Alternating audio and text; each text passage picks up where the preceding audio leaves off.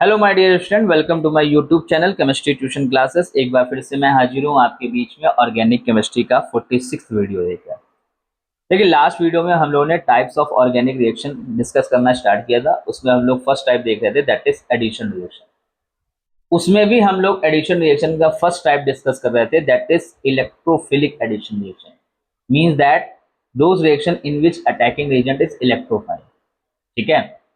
उसमें मैंने आपको पहली रिएक्शन बताई थी एल्कीन यानी एथीन को लेकर। ठीक है, यानी बोल सकते हैं सिमेट्रिकल एल्कीन को लेकर। देखिए, सिमेट्रिकल एल्कीन क्या होता है? जब एल्कीन के जो डबल बॉन्ड वाला पोर्शन है एल्कीन का, उसके दोनों तरफ सेम एल्काइल ग्रुप आ जाए, दैट इज सिमेट्रिकल एल्कीन। और जब एल्कीन में जो डबल बॉन्ड वाला पोर्शन है उसके दोनों तरफ डिफरेंट एल्काइल ग्रुप हो, या एक तरफ एल्काइल हो और एक तरफ क्या हो, हाइड्रोजन हो, तो उसको हम लोग बोलेंगे अनसिमेट्रिकल। मतलब दोनों तरफ पोर्शन क्या हो, डबल बॉन्डेड कार्बन के दोनों तरफ पोर्शन सेम ना हो, दैट इज अनसिमेट्रिकल एल्कीन। ठीक है।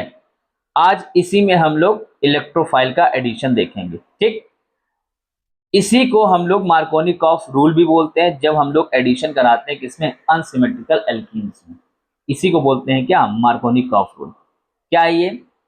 देखिए, जैसे मान लीजिए मैंने यहाँ पर लिया है प्रोपीन। क्या लिया है? प्रोपीन। और प्रोपीन की हम रिएक्शन करा रहे हैं HBr यानी कि हाइड्रोजन ब्रोमाइड के साथ।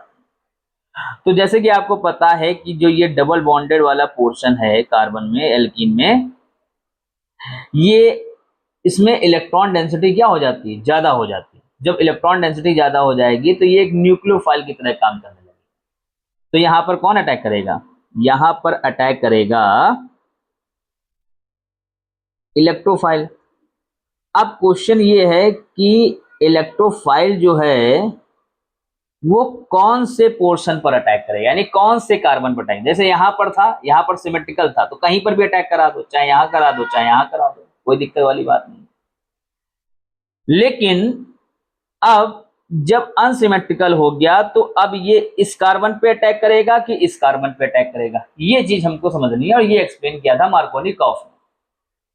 मार्कोनिकॉफ ने अपना स्टेटमेंट में ये बोला था कि जब किसी अनसिमेट्रिकल एल्कीन पर इलेक्ट्रोफाइल का अटैक कराया जाता है तो इलेक्ट्रोफाइल हमेशा उस कार्बन पर अटैक करेगा जहां पर क्या होंगे, ज्यादा हाइड्रोजन।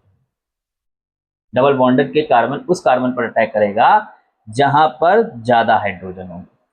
तो अगर हम बोले यहां पर देखें, डबल बॉन्डेड कार्बन दो है हमारे पास, एक ये एक ये, यहां पर एक हाइड्रोजन है, यहां पर दो हाइड्रोजन। तो अगर हम इलेक्ट्रोफाइल यानी H+ का अटैक कराएं तो वो कहां अटैक करेगा, वो अटैक करेगा इस पर। ये मार्कोनिकॉफ का स्टेटमेंट। अब ये स्टेटमेंट उन्होंने दिया क्यों, तो इसके पीछे का रीजन देखो। देखो, ये CH3 लगाना है यहाँ पर।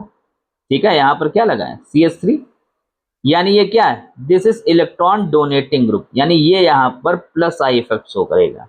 क्या करेगा यहाँ पर, प्लस आई इफेक्ट। तो जब प्लस आई इफेक्ट शो करेगा तो यहाँ पर इस कार्बन पर इलेक्ट्रॉन डेंसिटी क्या होने लगेगी, बढ़ने लगेगी।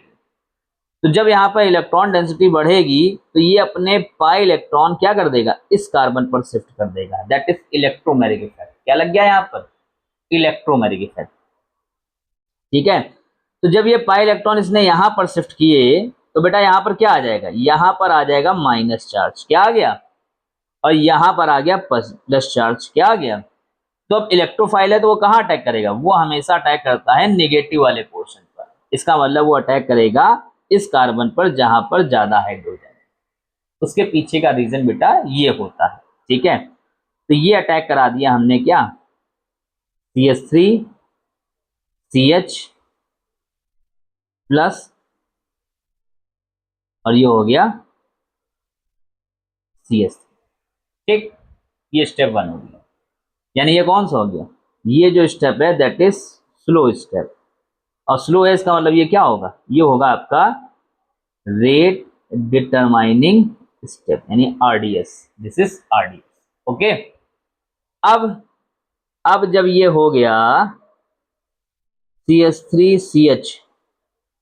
CH3, अब यहां पर अटैक करेगा कौन, Br माइनस। तो Br माइनस कहां अटैक करेगा, CH3 CH Br, और ये हो गया आपका CS। ठीक है, कोई दिक्कत? अच्छा, कहीं कहीं बुक में आप एक रीजन इसका और देख सकते हो कि जैसे मान लीजिए आपने कहीं पे दोनों जगह अपने अटैक करा दिया, आपने इस पर भी अटैक करा दिया, इस पर भी अटैक कराया। तो इस पर जब अटैक कराया तो हमने देखा जो कार्बोकैटायन बन रहा है वो 2 डिग्री बन रहा है। क्या बन रहा है? अब मान लो सपोज दैट हम अगर इस पर अटैक करा दें, इस यानी इलेक्ट्रॉन हम इधर शिफ्ट कर देते हैं, ये माइनस कर देते हैं, ये प्लस कर देते हैं, ठीक है, यहां अटैक करा देते हैं तो ये प्लस हो जाएगा, यानी अब यहां पर कार्बोकैटायन बनेगा 1 डिग्री। क्या बनेगा? 1 डिग्री। अब हमें स्टेबिलिटी चेक करनी है कार्बोकैटायन की। तो हमें पता है, हम लोग पढ़ चुके हैं कि 2 डिग्री कार्बोकैटायन यानी 3 डिग्री सबसे ज्यादा स्टेबल होता है, 2 डिग्री उससे कम होता है, 1 डिग्री सबसे कम होता है। तो अगर हम लोग स्टेबिलिटी पर बेसिस पर बात करें तो जो स्टेबल कार्बोकैटायन होगा वो 2 डिग्री होगा, ठीक है ना। 1 डिग्री क्या होता है? बहुत कम स्टेबल होता है, यानी अनस्टेबल होता है। तो इस वजह से भी क्या होता है, इलेक्ट्रोफाइल यहाँ पर अटैक करता है। इसका ये भी एक्सप्लेनेशन कुछ बुक में दिया गया है, ठीक है। वैसे जो सबसे बेस्ट एक्सप्लेनेशन मुझे लगा वो ये वाला लगा, ठीक है। आई बात समझे? ठीक, यानी it proceed through the more stable carbocation intermediate, ठीक है, ओके। यानी मोर स्टेबल यानी ये हमेशा उस तरफ प्रोसीड करेगी रिएक्शन, किस तरफ? यानी जहां पर मोर स्टेबल कार्बोकैटायन फॉर्म होगा, ठीक है। इसी चीज को हम लोग बोलते हैं रेजियो सेलेक्टिव। रेजियो सेलेक्टिव मतलब यानी यहां पर हमने इलेक्ट्रोफाइल का जो रीजन था वो सेलेक्टिव था। क्या था? यानी इलेक्ट्रोफाइल हमेशा यहीं पर अटैक करेगा, यानी उसका रीजन क्या है? सेलेक्टिव है, ठीक है। यानी उसकी जो अटैक करने की जगह है वो क्या है? वो फिक्स है, यानी वो सेलेक्टिव है कि अटैक वो दोनों जगह कर सकता है, लेकिन वो अटैक कहाँ कर रहा है? एक सिलेक्टिव पोर्शन पर कर रहा है, ठीक है। इसीलिए इसको हम लोग बोलते हैं रेजियो सेलेक्टिव। आई बात समझ में? ठीक है ना। तो ये मार्कोनिकॉफ रूल था और इस पर मैंने आपको मैकेनिज्म बनाई। इस पे बहुत सारी बेटा रिएक्शन बनती है। तो क्या बनती है? बहुत सारी। जैसे एक मैं आपको और बताऊंगा, आइसोब्यूटीन, ठीक है। जैसे मान लो CH3 CH3 C double bond CH2। अब अगर इस पर बेटा हम क्या करें? HBr की रिएक्शन करवा दें, HBr की, तो बताइए कहाँ जाएगा, कहाँ लगेगा? ये बॉन्ड हम कहाँ शिफ्ट करेंगे? इधर शिफ्ट करेंगे, इधर आएगा माइनस, इधर आएगा प्लस, और प्लस वाला हमेशा माइनस वाले पे और माइनस वाला हमेशा प्लस वाले पे। यानी यहाँ पर जो हमारा प्रोडक्ट बनेगा दैट इज CH3CH Br, और ये हमारा बन गया CH3, ठीक है। ये मार्कोनिकॉफ रूल है। ये हमने एक एग्जांपल और देखा। आई बात समझ में? नहीं आया? अब जैसे मान लो एक एक एग्जांपल हम और बता देते हैं, ये भी पूछा गया है। अब बताइए यहाँ पर अगर हम HBr की रिएक्शन कराएं, HBr की कराएं, HCl की कराएं, हम किसी की भी कराएं, ठीक है, कोई दिक्कत वाली बात नहीं। अब बताइए यहाँ पर क्या बनेगा? तो किधर किधर हाइड्रोजन कम होंगे? इस वाले में कम होंगे, तो पाई बॉन्ड कहाँ शिफ्ट होगा? पाई बॉन्ड यहाँ शिफ्ट होगा, तो यहाँ पर माइनस आएगा, यहाँ पर प्लस आएगा, ठीक है। यानी H plus Br minus, H plus कहाँ अटैक करेगा? यहाँ पर। तो आपका जो प्रोडक्ट बनेगा वो ये बनेगा, ठीक है। आई बात समझ? कोई दिक्कत? दिस इज मार्कोनिकॉफ रूल, ठीक है। बहुत रिएक्शन बनती है, आगे हम लोग इसको पढ़ेंगे भी, एल्कीन में भी पढ़ेंगे हम लोग, और जब हम लोग हेलो एल्केन बनाना सीखेंगे ये रिएक्शन काफी जगह यूज होगी। एल्कीन की केमिकल प्रॉपर्टीज में ये रिएक्शन पढ़ेंगे, और उधर हम हेलो एल्केन्स का जब प्रिपरेशन पढ़ेंगे तो भी हम वहां पर ये रिएक्शन पढ़ेंगे खूब डिटेल में, ठीक है ना। इसलिए इसको मैंने मैकेनिज्म को यहाँ पर आपको बताने की कोशिश की है। मार्कोनिकॉफ रूल होता है तो इसका मतलब एंटी मार्कोनिकॉफ रूल भी हो सकता है, यानी हम ये क्या कर सकते हैं, इसका रीजन हम चेंज कर सकते हैं अगर हम कुछ स्पेसिफिक कंडीशन लगा देते हैं।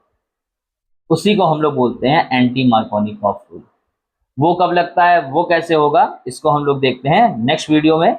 तब तक के लिए नमस्कार। और एक बार फिर से मैं वही बातें दोहराना चाहूंगा जो बार बार दोहराता हूँ, कि अगर आपको लग रहा है कि मेरा जो कंटेंट है या वीडियो है आपके लिए काफ़ी बेनिफिशियल साबित हो रहा है तो आप इस चैनल को ज़्यादा से ज़्यादा क्या कीजिए, प्रमोट कीजिए। लाइक कीजिए, कमेंट कीजिए, शेयर कीजिए, वॉट एवर यू वॉन्ट, ठीक है। बस इसको प्रमोट कीजिए ताकि मैं इसी तरह आपके लिए अच्छा से अच्छा और सिंपल से सिंपल लैंग्वेज में कंटेंट आपको प्रोवाइड करता रहूं और मुझे इसी तरह आपसे कॉन्फिडेंस मिलता रहे। चलिए मिलते हैं नेक्स्ट वीडियो में नेक्स्ट टॉपिक के साथ में, तब तक के लिए नमस्कार।